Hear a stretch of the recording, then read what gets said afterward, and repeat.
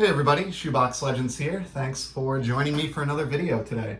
In this installment, we're going to do something a little bit different than what we've been doing of late here on the channel, and we're going to look at a handful of pre-war baseball cards.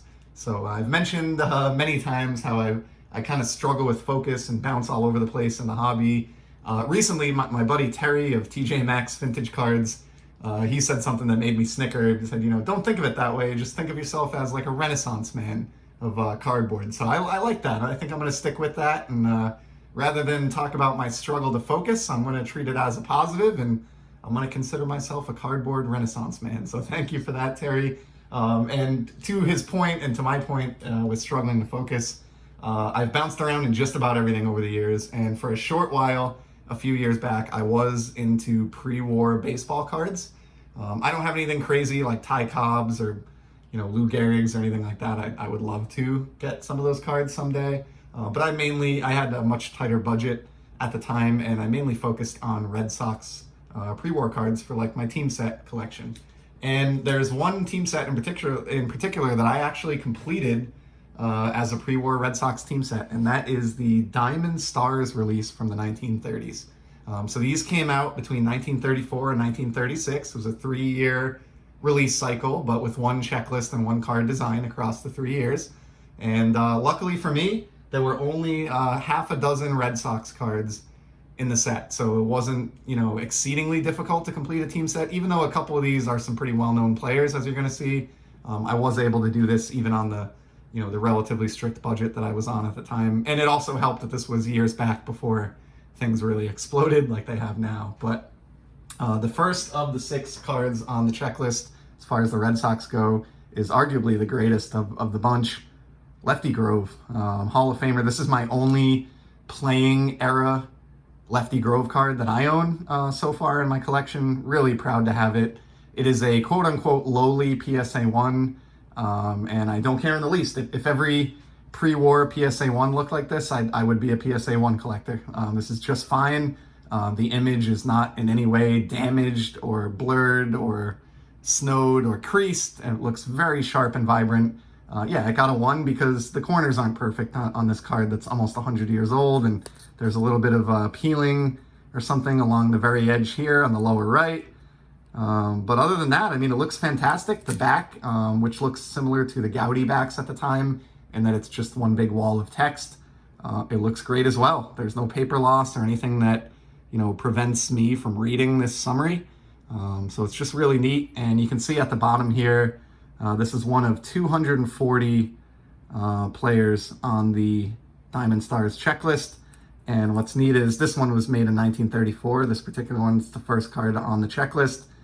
This was made by National Chicle Corporation in Cambridge, or Chicle Corp in Cambridge, Massachusetts. So kind of neat for a Red Sox fan and collector to have cards this old that were, created just down the street, essentially, from where Fenway Park was at the time and stands to this day. So I think that's really cool. And what attracted me the most to these, honestly, other than the ease of being able to complete the team set on a budget and the price point, is just the fantastic design and color that these possess. Even a PSA 1 like this of a 80 plus, almost 90-year-old card, and it just looks fantastic. The colors are bright and vibrant. They have sort of like these Art Deco type backgrounds that are just fantastic, and of course they're fully painted cards, so they're just really, really neat. So the Grove was the last one that I needed to complete things, and it was, I think, the most expensive of the bunch, just because he is obviously the best known player out of the 6 subjects that we're going to cover today. But I don't think that he's necessarily the best looking card, so we'll get to that in a minute. Next up, we have Max Bishop. Got this one all the way up in a PSA 5, which, I didn't really care about or intend to do. It's just at the time, things were a lot cheaper, and this is what was available when I was trying to pursue this team set. He's not a Hall of Fame player or anything like that, but I just, again, love this image. And look at the background here, the shadow that we see from Max and the background subjects, the great colorful ballpark, the bold primary color usage. Just adorable cards, quite honestly.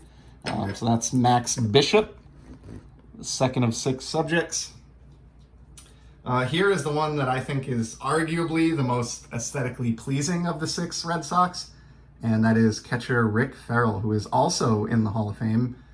This one got a 1.5, so I guess it's slightly better than the Lefty Grove, according to PSA, but not as good as the Max Bishop. I suppose I would agree with that. But a really nice looking card. I love catcher cards where they are shown with the catcher's mitt or, anything of that nature. And this is just a really aesthetically pleasing Rick Farrell. I think, like I said, maybe my favorite of the 6 Red Sox cards with respect to the image that's on the front. I'll line him up back here. I got a lot of glare here and then a lava lamp that's contributing. But we'll do our best to avoid the glare too much.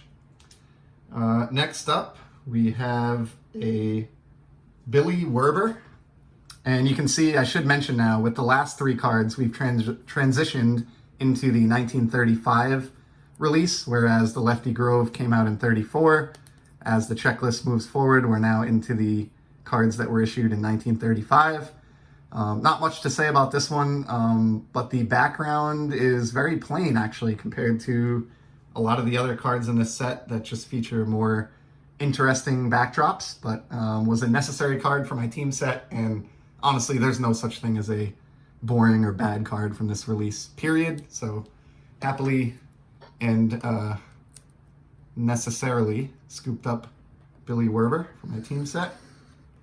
Whoop. I'm just fumbling around here. Didn't really make enough room to hold 6 slabs in this video, but we'll do the best we can. Next up, and still in the 1935 release here, is the only horizontally based card within the Red Sox team set as far as the card layout or orientation goes. And I think it's one that, right alongside that Rick Farrell catcher card, you could make an argument is maybe the most aesthetically pleasing Red Sox card in the set, and that is this Fritz Oster Mueller. And again, it's all about the background. I also love that on so many of these, you can clearly see the Red Sox written right on the uniform or the jersey. That is not always the case. Some pre-war cards, just because of the way the photos were taken or the jerseys that were worn at the time, they look almost more like pajama cards or modern day Panini cards. Always love it when you can get a clear, visible Red Sox right there on the jersey.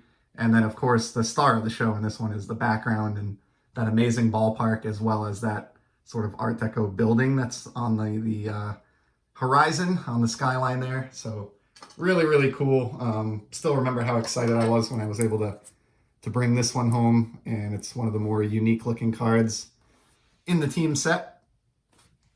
And that takes us to the 6th and final card, and this came out in 1936, so this is the final portion of the checklist, the 3rd year of the release of this Diamond Stars set, and it is Wes Farrell, who is the brother of Rick Farrell, who we saw the 1935 catcher card of here earlier in the video. Similar to the Billy Werber, this one has sort of a plain background as this set goes. This is definitely not the most interesting looking card in the set from an aesthetic standpoint, but a really neat one nonetheless. Love the kind of saggy, tilted ball cap here with the Boston B on the front. Pretty neat, and that's sort of just a cool touch, and a really good job that the artist did with painting all of these cards. So I think this is an underrated set. I'm certainly not the first or the last YouTube channel to talk about the Diamond Stars release, but if you're on a budget and you're looking for some affordable pre-war vintage that just looks fantastic, I highly, highly, highly recommend looking into the 1934 through 1936 Diamond Stars. So that is a wrap for today. Thank you very much for joining me in looking at this kind of unique Red Sox team set, and I'll be back in the near future with some more sports card content. Take care.